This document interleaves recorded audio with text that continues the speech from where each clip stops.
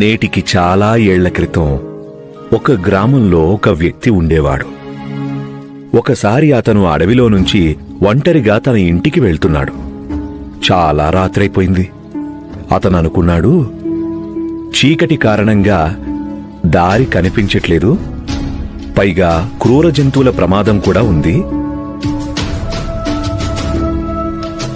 మరిప్పుడు ఏం చేయాలి, ఊరికి ఎలా చేరుకోవాలి అని. అప్పుడు అతని దృష్టి ఒక విశాలమైన గుబురుగా ఉన్న చెట్టు మీద పడింది. అతను అనుకున్నాడు, ఆ చెట్టు అతనికి సురక్షితంగా ఉంటుంది అని. అప్పుడు ఆయన చెట్టు మీదకెక్కాడు. అనుకున్నాడు, సూర్యోదయం అవ్వగానే తన ఊరికి వెళ్లిపోదాము అని. ఆ వ్యక్తి చెట్టు కొమ్మ మీద కూర్చున్నాడు. ఆకలి వల్ల భయం వల్ల అతనికి నిద్ర కూడా రావటం లేదు.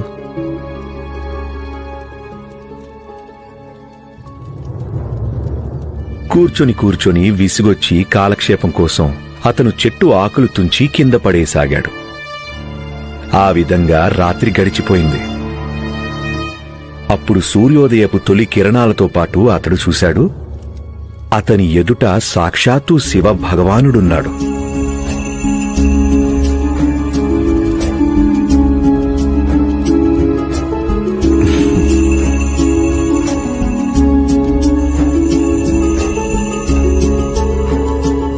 అతను తన కళ్ళని తానే నమ్మలేకపోయాడు. సాయి, ఆ వ్యక్తి ఏమీ చేయలేదు కదా, మరి శివ భగవానుడు అతనికి దర్శనం ఎలా ఇచ్చాడు? ఇదే ప్రశ్న ఆ వ్యక్తి కూడా శివుణ్ణి అడిగాడు. అప్పుడు శివుడు అతనికి చెప్పాడు, ఒకసారి కిందకి చూడమని. అతను కిందకి చూశాడు. అక్కడ ఒక పెద్ద ఆకుల గుట్ట పోగై ఉండటం కనిపించింది. అవి కూడా ఏమాకులు? బిల్వపత్రాలు.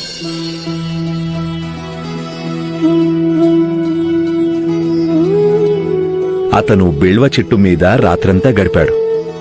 కాని అప్పటికీ అతనికి ఇది అర్థం అవ్వలేదు. ఆకులు కుప్ప వల్ల శివభగవానుడు ఎందుకు వచ్చాడు? శివభగవానుడు నవ్వాడు. వేగంగా గాలి వీయసాగింది. ఆ గాలికి కుప్పగా పోసిన ఆకులు ఎగిరిపోయాయి. అప్పుడు చూశాడతను, ఆ ఆకుల కింద ఒక శివలింగం ఉంది.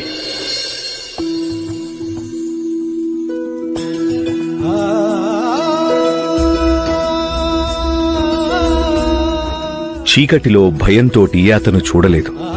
అతను ఏ చెట్టుపైకి ఎక్కాడో అది బిల్వ చెట్టు అని, ఆ చెట్టు కింద ఒక శివలింగం ఉందని. ఆ తర్వాత ఏం జరిగింది సాయి? శివ భగవానుడు అన్నాడు, తెలియకుండానైనా సరే, కాని నువ్వు రాత్రంతా నా ప్రతీక మీద బిల్వపత్రాలు వేశావు.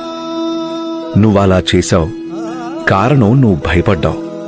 నీకు మరో మార్గం కూడా లేదు.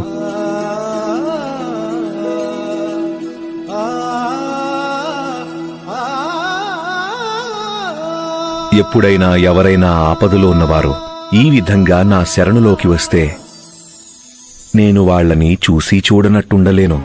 అంటే ఒకవేళ మనిషికి తెలియకుండా కూడా వాళ్ళు భగవంతుడినే పిలుస్తున్నారని, అప్పుడు కూడా భగవంతుడు వచ్చి వాళ్ళని కాపాడతారా సాయి?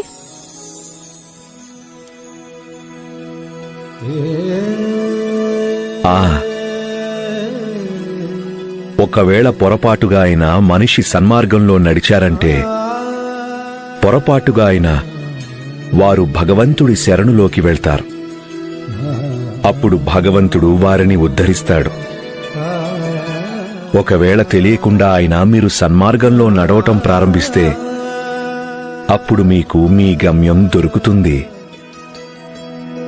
ఓం సాయి ఓం సాయి ఓం సాయి ఓం సాయి ఓం సాయి ఓం సాయి ఓం.